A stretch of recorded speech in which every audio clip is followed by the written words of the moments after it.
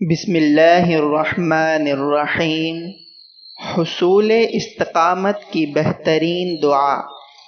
ربنا لا تزغ قلوبنا بعد اذ ہدیتنا وہب لنا من لدنک رحمہ انک انت الوہاب۔ اے ہمارے رب، جب تو ہمیں ہدایت دے دے تو اس کے بعد ہمارے دلوں کو ٹیڑھا مت کر اور اپنی طرف سے ہمیں رحمت عطا فرما، بے شک تو بہت دینے والا ہے۔ سیدہ ام سلمہ رضی اللہ تعالی عنہا فرماتی ہیں کہ آپ صلی اللہ علیہ وسلم نے پہلے مندرجہ ذیل دعا فرمائی، یا مقلب القلوب ثبت قلبی علی دینک۔